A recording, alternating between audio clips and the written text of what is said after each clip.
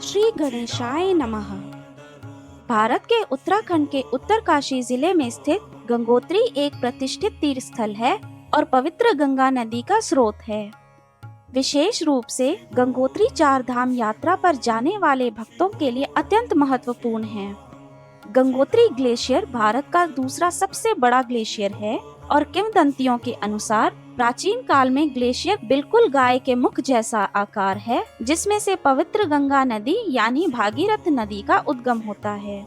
इसीलिए इसका नाम गौमुख है और यह ग्लेशियर अत्यधिक धार्मिक महत्व रखता है। आइए जानते हैं गंगोत्री धाम की पौराणिक कथा। ऐसा माना जाता है कि पवित्र गंगा में डुबकी लगाने से पापों से मुक्ति और मोक्ष की प्राप्ति होती है। हालांकि अधिकांश भारतीय गंगा को देवी मानते हैं और उनकी पूजा करते हैं, परंतु कई लोग देवी गंगा की उत्पत्ति की कथा नहीं जानते। देवी गंगा की उत्पत्ति की रोचक कथा पुराणों में वर्णित है। भगवान विष्णु जी के 10 अवतार हैं, जिन्हें पौराणिक कथाओं में दश अवतार कहा जाता है। भगवान विष्णु जी के अवतारों में से एक वामन अवतार भी थे, जिसे उन्होंने असुर राजा बलि के अत्याचारों को समाप्त करने के लिए लिया था। असुर राजा बलि ने देवताओं को हराने और स्वर्ग से निकालने के लिए पर्याप्त शक्ति प्राप्त कर ली थी। भगवान विष्णु जी वामन अवतार के रूप में असुर राजा बलि के समक्ष प्रकट हुए और उन्होंने एक प्रवंचना में फंसाया। उन्होंने असुर राजा बलि से कहा कि वामन अवतार के 3 चरणों में तय किया गया क्षेत्र उनको देना होगा, जिस पर असुर राजा बलि सहमत हो गए। अपने पहले कदम में भगवान विष्णु जी के वामन अवतार ने संपूर्ण पृथ्वी को ले लिया। फिर दूसरे कदम में उन्होंने स्वर्ग ले लिया, जहां ब्रह्मा जी ने अपने जल से भगवान विष्णु जी के वामन अवतार के पैर धोए। उस समय ब्रह्मा जी के कलश के जल से देवी गंगा का जन्म हुआ। तीसरे चरण में वामन अवतार ने असुर राजा बलि को वापस पाताल लोक में धकेल दिया। कई वर्ष पश्चात देवी गंगा दुर्वासा ऋषि के समक्ष प्रकट हुई। दुर्वासा ऋषि शिव जी के अवतार माने जाते थे और अपने क्रोधी स्वभाव के लिए प्रसिद्ध थे। जब देवी गंगा दुर्वासा ऋषि के सम्मुख आई, तो दुर्वासा ऋषि का वस्त्र तीव्र हवा से उड़ गया।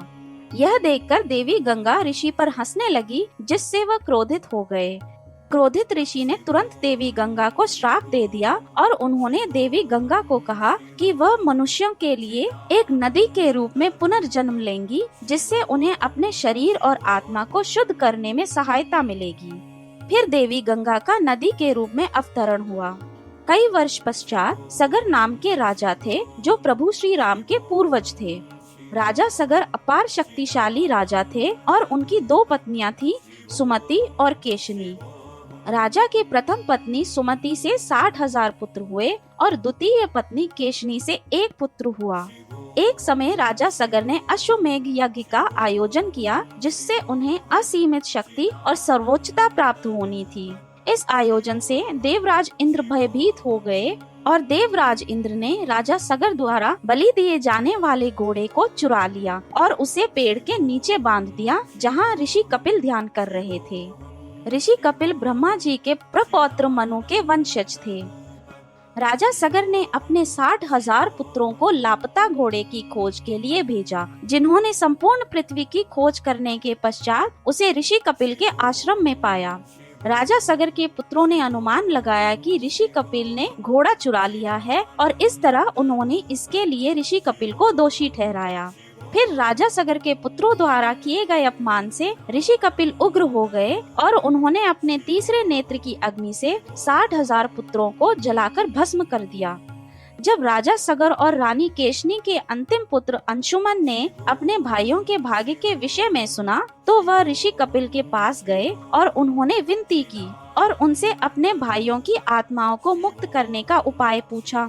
ऋषि कपिल ने उन्हें ब्रह्मा जी का स्मरण करने को कहा और उन्हें प्रसन्न करने का उपदेश दिया, ताकि वह अपने जल के कलश से देवी गंगा को पृथ्वी पर भेज दें। उन्होंने कहा कि देवी गंगा का पवित्र जल उनके भाइयों की आत्मा को शुद्ध करेगा। फिर अंशुमन ने ब्रह्मा जी को प्रसन्न करने के लिए ध्यान करना शुरू किया, परंतु वह असफल हुए। आने वाली कई पीढ़ियां ब्रह्मा जी को प्रसन्न करने का प्रयास करती रहीं, परंतु सब व्यर्थ गया। फिर राजा सगर की 7वीं पीढ़ी में भगीरथ का जन्म हुआ और उन्होंने कई वर्षों तक निष्ठा पूर्वक ब्रह्मा जी की पूजा की। भागीरथ के दृढ़ संकल्प से ब्रह्मा जी प्रसन्न हुए और उनकी सहायता करने को इच्छुक हो गए। परंतु भागीरथ को देवी गंगा की शक्ति को अपनी जटाओं में धारण करने के लिए भगवान शिव जी की आराधना भी करनी पड़ी। यदि ऐसा न होता तो देवी गंगा संपूर्ण पृथ्वी को भर देती। फिर भागीरथ ने अगले कई वर्षों तक भगवान शिव जी की पूजा की। कई वर्ष पश्चात भगवान शिव जी प्रसन्न हुए और देवी गंगा को अपनी जटाओं में धारण करने के लिए सहमत हो गए। जब ब्रह्मा जी ने देवी गंगा को पृथ्वी पर भेजा तो वह अत्यंत वेग से स्वर्ग से नीचे आईं। भगवान शिव जी ने फिर उन्हें अपनी जटाओं से अवरुद्ध कर दिया और उनकी एक बूंद भी पृथ्वी पर नहीं गिरने दी। अंततः भगवान शिव जी ने देवी गंगा को अपनी जटाओं में धारण कर लिया, जब तक कि उनका वेग कम नहीं हो गया। देवी गंगा के शांत होने पर भगवान शिव जी ने देवी गंगा का एक छोटा हिस्सा पृथ्वी पर छोड़ा और उस नदी के हिस्से को भागीरथ का पालन करने की आज्ञा दी। जब देवी गंगा ने भागीरथ का अनुसरण किया तो वह प्रचंड वेग से बहने लगी, जिससे भारी उथल पुथल मच गई और झोपड़ी तथा खेत नष्ट हो गए। देवी गंगा के इस कृत्य से ऋषि जानु क्रोधित हुए और बदला लेने के लिए देवी गंगा को निगल गए। देवताओं ने भगीरथ सहित ऋषि जाहनु से प्रार्थना की और ऋषि थोड़े समय पश्चात शांत हुए और देवी गंगा को छोड़ दिया। इस तरह देवी गंगा भगीरथ का पीछा करती रही और इसी कारण से देवी गंगा को जाह्नवी भी कहा जाता है और भागीरथी भी कहा जाता है। जैसे ही देवी गंगा ने भगीरथ का अनुसरण किया, कई मनुष्यों ने शुद्ध होने के लिए पवित्र नदी में स्नान किया। अंततः देवी गंगा ऋषि कपिल के वृक्ष तक पहुंची। इस प्रकार राजा सगर के पुत्रों की 60,000 आत्माओं को गंगा ने मुक्त कर दिया और गंगा नदी भारत की पवित्र नदी बन गई। यदि आपको यह वीडियो अच्छा लगे तो लाइक करें और ऐसे ही आध्यात्मिक ज्ञान के लिए चैनल को सब्सक्राइब करें। यदि आप किसी विशेष कथा अथवा अन्य विषय के संदर्भ में जानना चाहें तो नीचे कमेंट करें। हम अवश्य प्रयास करेंगे कि आपके प्रत्येक प्रश्न का उत्तर आने वाले वीडियोस में दे सकें। हर हर महादेव।